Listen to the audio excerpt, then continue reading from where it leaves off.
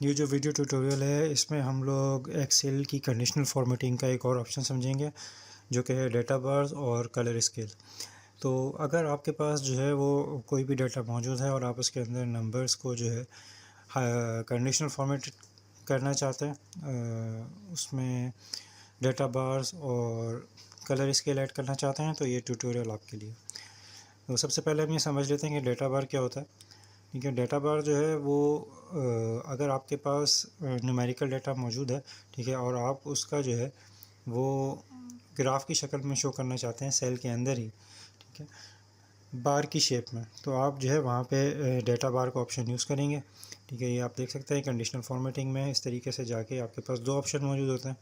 या तो आप उसको ग्रेडियंट की शक्ल में डाटा बार क्रिएट कर सकते हैं या फिर आप सॉलिड फिल की शक्ल में डाटा बार क्रिएट कर सकते हैं। तो ये जो ऑप्शन है ये आपको एक तरह का जो है विद इन सेल जो है वो चार्ट का ऑप्शन देता है। तो वैसे तो आप स्पार्क लाइन भी यूज़ कर सकते हैं, लेकिन ये भी जो है एक बड़ा कूल और प्रोफेशनल लुकिंग ऑप्शन है।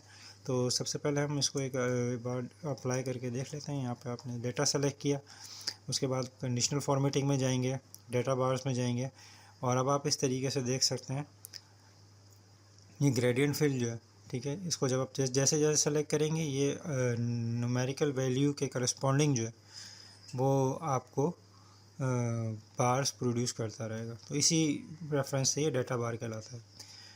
ऊपर वाला ऑप्शन जो है वो ग्रेडियंट की शक्ल में देगा और जो नीचे वाला ऑप्शन है वो सॉलिड फिल की शक्ल में देगा। तो जैसा आपकी सिचुएशन हो और जैसा आपको बेहतर लगे आप उसे इस्तेमाल कर सकते हैं। देख सकते हैं आप कितना खूबसूरत लग रहा है। जो दूसरा ऑप्शन हम समझेंगे वो है कलर स्केल्स। ठीक है, जब आपके पास न्यूमेरिकल डाटा मौजूद होगा तो ज़ाहिर है उसमें कोई ऐसी वैल्यू होगी जो कि मिनिमम होगी और कोई ऐसी वैल्यू होगी जो कि मैक्सिमम होगी। तो अगर आप अपने डाटा को इस तरीके से हाईलाइट करना चाहें कि कौन सी वैल्यू मिनिमम है और कौन सी वैल्यू जो मैक्सिमम है, और उसको एक कलर स्केल के ऊपर जो है वो कलर स्केल उसका क्रिएट करना चाहें, तो वहाँ पे ये जो है ना डाटा कलर स्केल का जो ऑप्शन है वो यूज़फुल होता है। आप इसको यूज़ कर सकते हैं। आप देख रहे हैं कि यहाँ पे ये मौजूद है, हमने इसको हाईलाइट किया, सेलेक्ट किया, तो ये खुद ब खुद जो ही अप्लाई हो गया ना, एक स्पेक्ट्रम कलर का शो हो रहा है। तो अगर आप मैक्सिमम वैल्यू को जो है वो ग्रीन शो करना चाहते हैं, यानी कि कोई फ़र्ज़ करें कि सेल्स है, मैक्सिमम फिगर अच्छा है, तो आप उसमें ये वाला ऑप्शन सेलेक्ट कर लें। अगर मैक्सिमम फिगर जो है वो अनडिज़ायरेबल है तो वहाँ पे आप क्लिक कर लें। इसी तरीके से आप ये इस तरीके से देखते जाएं, अप्लाई हो जाता है। अच्छा, इसके अंदर जो है वो मैनेज रूल का जो ऑप्शन है, ठीक है, उसमें जाके ये सारी कलर स्पेक्ट्रम जो है ये एडिट भी हो सकते हैं ना, ये आप अपनी कलर्स जो है वो अपनी मर्ज़ी के सेलेक्ट कर सकते हैं। तो ज़्यादा बेहतर विजुअलाइजेशन जो है ना इसकी जब रहती है जब आप इसको सेलेक्ट करें और डाटा को जो है ना वो सेल्स के ऊपर सॉर्ट कर लें। यहाँ पे डाटा में जाएं और इसको सॉर्ट कीजिए, ये रहा सॉर्ट। ठीक है, sort on sales amount, largest to smallest कर लेते हैं। ठीक है, अब ये सॉर्ट हो चुका है। ठीक है, अब सॉर्ट होने के बाद जब हम कंडीशनल फॉर्मेटिंग अप्लाई करेंगे ना, जो कलर सेट वाली थी, तो वो ज़्यादा अच्छे से समझ में आ जाती है।